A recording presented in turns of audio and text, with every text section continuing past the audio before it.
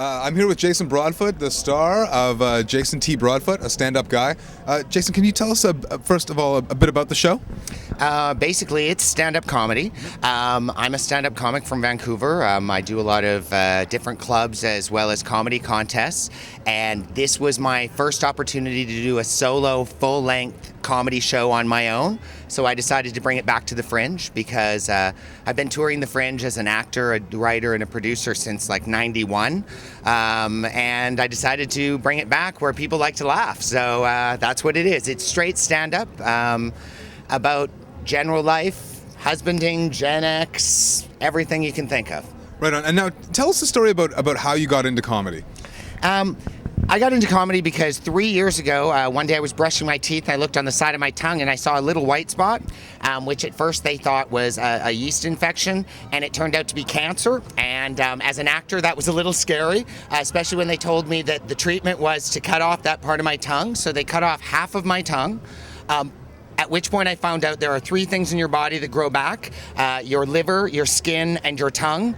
Or as my wife says, what have your liver and skin ever done for me? Yeah.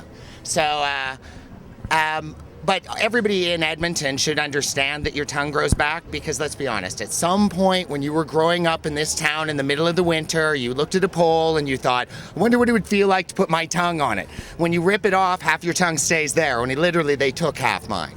And during my recovery, I was sitting around and thinking, you know, there's nothing scarier than what I've just been through, and I always wanted to try stand-up. Went up, tried it, and the first time people laughed, hooked forever. And I've been doing it constantly for the last 2 years. Tell me a bit about being a touring Fringe artist, too. That's a lot different than the people that just do their hometown Fringe. It is, and it's something that I've done for about 18 years, on and off. So basically, in this case, I had got into the regular venues in Winnipeg as well as in Vancouver. So if I wanted to do Edmonton and make it a full tour, I had to do a bring your own venue.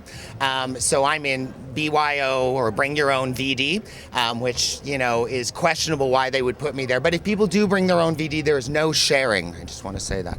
My show is actually leans more towards the not dirty than the dirty. As I always say, we've had young people at the show, and if they get the joke, they already understood. I don't teach them anything, but at the same time, sometimes there are things that adults get that the kids won't. So yeah, it goes from, it depends on the night, it depends on the audience. When the audience comes in and wants it to be dirty and that's what they laugh at, that's what I'm going to give them. So Perfect. Is there anything else you wanted to talk about? Well, basically, if anybody wants to see a bit of my comedy, try before you buy, they can check out my website, which is www.astandupguy.ca. And there's a 5-minute set from a contest I did, and it lets you know if you think I'm funny before you come down.